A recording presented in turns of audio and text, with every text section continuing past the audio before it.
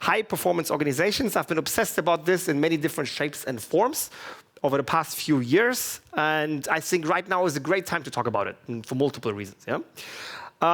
Heads up, I will mostly talk about scale-ups or scale-up transformation or scale-up managers. In my head, the way I categorize it to simplify, a startup is anything until maybe 70, 80, 100 people. Enterprise tech companies, everything starting at 1,500, 2,000 people, and everything in between is a scale-up. So I use scale-up most of the time. However, everything that I talk about, everything that I care about is mostly designed and concentrated around any kind of team or organization that is in constant change, fast-paced, facing uncertainty, going up and down and left and right. So where the management team really has to navigate a ship in rough seas. Right? And this is what I care about. This is the type of organization that I like to help create better employee engagement and bottom line results. Right? Now, what are the problems? When we're talking about high performance, what exactly is it that will move the needle? Right? When we go to the smaller type of organization, a younger startup, the biggest challenges are developing the first foundational and scalable leadership systems. Before, companies under 40, 50 people usually run on a different type of operating system, but at some point you reach a certain scale, you have to develop foundational leadership and at scale because you're probably planning to grow even further, right? Typically, the founders are involved with this, maybe one person from HR, maybe the first top-level leadership team are shaping that transformation. That's on the startup side.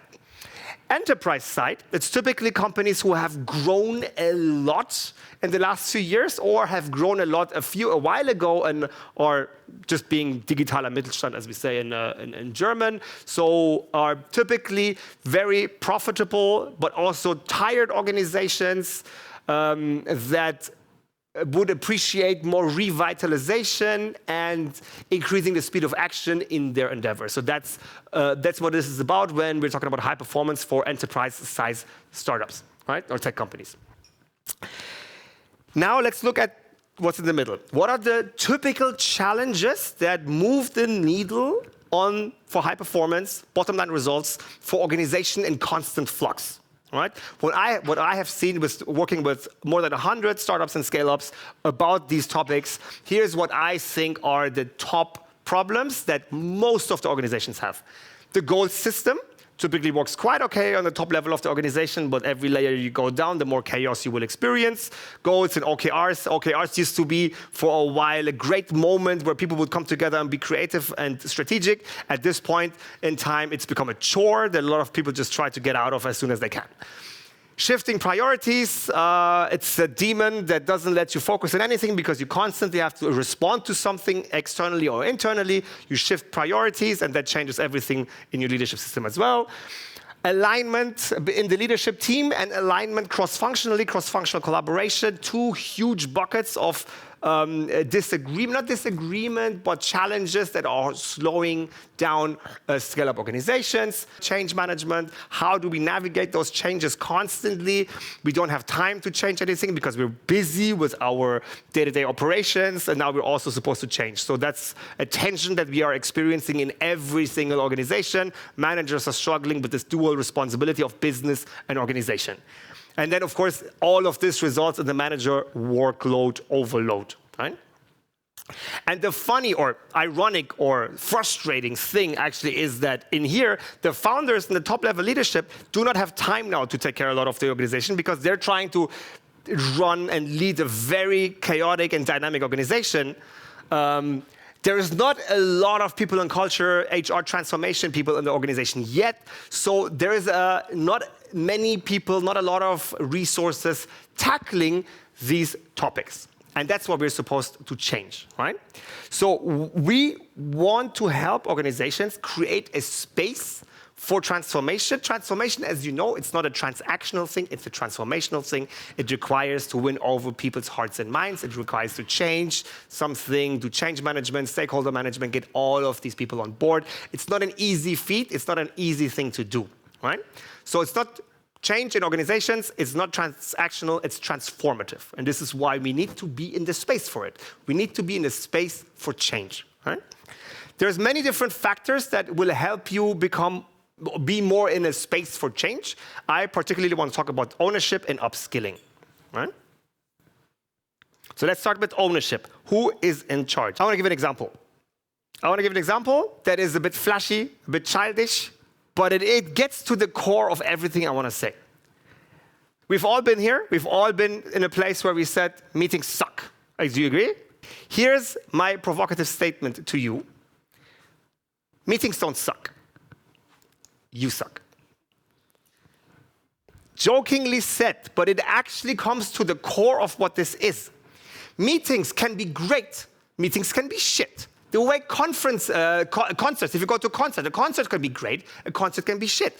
The meeting itself, the format of a meeting is not bad. It can be fantastic. It can be transformative. It can change your life even. But we have to learn that it's not the meeting itself, it's how we facilitate it. How we consume a meeting, how we shape a meeting, how we experience and design the meeting. So it's not the meeting that sucks. Next time, please don't ever say that again. Meetings don't suck. The facilitation of a meeting sucked, right? So we have to learn to accept the responsibility. And I'm using meetings as an example because every single person will relate to this example. Meetings don't suck. The facilitation of it sucks. The design of it sucks. We have to take the responsibility. We have to start with ourselves. It's my turn. It's my responsibility to get this right. I am in charge of my happiness. I am in charge of my performance. I am in charge to make this meeting good. I am in charge to increase the high performance of this organization. That's the very first step. We have to fight the phenomenon of diffused responsibility. Just look at the climate crisis. There's too many people involved and nobody feels completely in charge. Somebody needs to take over. So we need to get top leadership. We need to get HR and people and culture. But also, very, very importantly, we have to get managers. Managers are your critical factor in changing your bottom line in your organization. Right? We have to get everybody together, accept responsibility, lean into rebellion, and start experimenting and changing. That also means that we have to create a space for managers to try something out. Maybe give them some time, some resources, some freedom to operate and experiment, some training to upskill on all of these topics. Right? So, fight the phenomenon of diffused responsibility. That's the first piece. Create ownership in the middle management. At the same time, we want to upskill our middle managers because it's not an easy thing to do to transform an organization, right? So we also have the skills to do that. So how do we develop our managers? So listen, we talked about the challenges that we have in organizations, right? So goal system, shifting priorities, leadership alignment, cross-functional collaboration. The foundational systems of scale-ups are problematic. To a certain degree, for example, the OKR system, are on fire. We can agree the house is on fire if we constantly change our organization and the processes are not as efficient anymore. Meanwhile, and again, another provocative joke, however, I have seen it literally happen in many organizations. While the house is on fire, many L&D teams offer a certain curriculum in their trainings.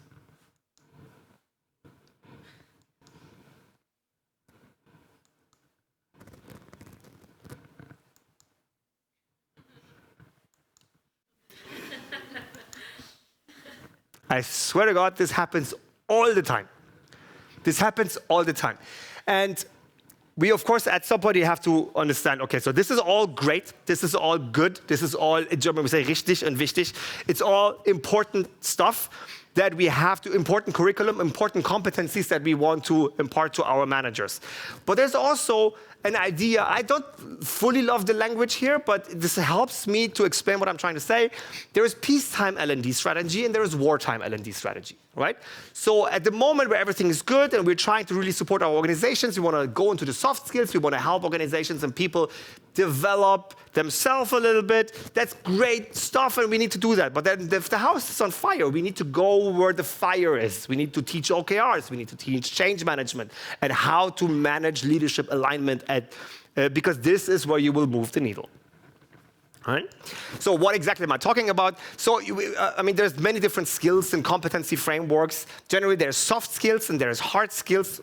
All of this is needed, but there's something in the middle that, in my opinion, is all the time overlooked. And I'm not just saying this because of my own interest. We also do a lot of soft skill training, right? So I'm not disregarding soft skills. But I'm saying that this middle part, the method skills, some people call it hybrid skills, are overlooked. And our operating system, what that actually means, I will talk about in the chapter 2.